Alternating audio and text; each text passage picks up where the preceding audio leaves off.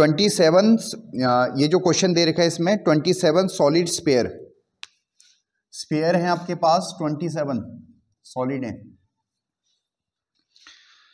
Each of radius R, radius है R, surface area है S,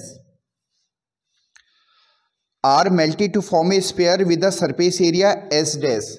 इन सबको मेल्ट करके एक स्पेयर बनाया गया है, उसका एरिया है एस डैश। ठीक है, हमें जो इसका आर डैश निकालना है, एक नया रेडियस निकालना है, जो इसका रेडियस बनेगा एक, और रेशियो निकालना है। सेकंड, ये फर्स्ट पार्ट हो गया। सेकंड पार्ट है एस अपॉन एस डैश, ये रेशियो निकालना है आपको। ठीक है, क्वेश्चन आ रहा सन में कि क्वेश्चन है कि 27 सॉलिड स्पेयर है।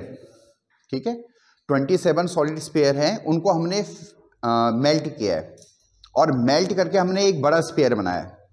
ठीक है, तो हमें वो जो 27 स्पेयर है उसका रेडियस आर और एस ऐसे सिंबल करके दिया हुआ है हमें, और हमें नया सरफेस एरिया एस डैश दे रखा है और उसका नया रेडियस आर डैश दे रखा है। ठीक है, तो वो बताना है। 10th क्लास आप भी ध्यान दे सकते हो इसमें, ये सेम क्वेश्चन है क्योंकि कंसेप्ट तो सेम ही है। तो जो इसका की कंसेप्ट है, वो की कंसेप्ट ये है कि जो मटेरियल है, देखो जो 27 सॉलिड बॉल है, उनको पिघला के जब आपने नई बॉल बनाई तो उसका वॉल्यूम भी तो सेम ही होगा। अरे हाँ या ना, मटेरियल तो सेम ही होगा ना, सेम अमाउंट ऑफ मटेरियल होगा। यानी जो 27 स्पेयर हैं उनका वॉल्यूम कितना होगा? एक स्पेयर का वॉल्यूम किया हमने 4/3 पाई आर क्यूब। आया समझ में?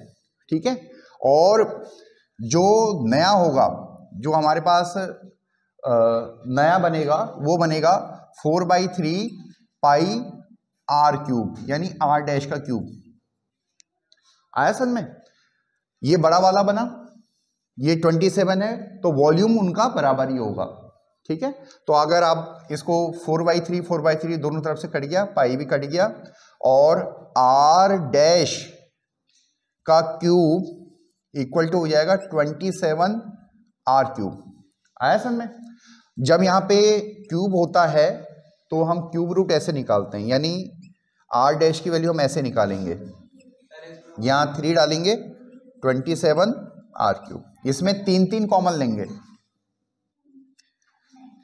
3 3 9 3 27, आर इंटू आर, यानी आंसर आया 3R।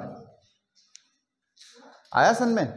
यानी जो नया स्पेयर बना उसका रेडियस कितना है? 3R है। क्लियर? नहीं, वो अलग अलग है। ठीक है, तो क्लियर है? ठीक है, आखिर कोई दिक्कत है इसमें? वॉल्यूम कंजर्वेशन किया हमने इस क्वेश्चन में, कुछ नहीं किया। एक पार्ट हमारा सॉल्व हो गया।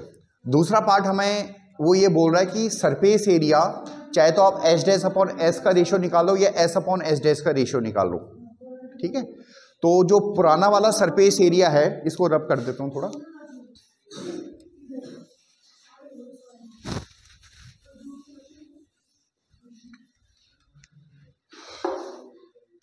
जो पुराना वाला है surface area is given by 4πr²। ठीक है, और जो हमने नया वाला निकाला है उसको 4πr डैश का स्क्वायर बोल लो, ऐसे। आया समझ में? नहीं आया? अब 4π से 4π कट जाएगा और r² अपॉन r डैश का स्क्वायर। ठीक है, मगर हमारे पास जो रेडियस निकला था वो क्या निकला है? r डैश कितना निकला है? 3R के बराबर निकला है। तो r डैश की वैल्यू जो हमारा नया r डैश निकला है उसकी वैल्यू यहाँ पे पुट कर देंगे। देखो ये हमेशा ब्रैकेट होते हैं बच्चों, ये ध्यान रखना। तो यहाँ पे आगे इसको सॉल्व कर देते हैं। r², r डैश की जगह आप 3R पुट कीजिए, 3R का square, r² upon 9r², r² से r² कट जाएगा 1/9।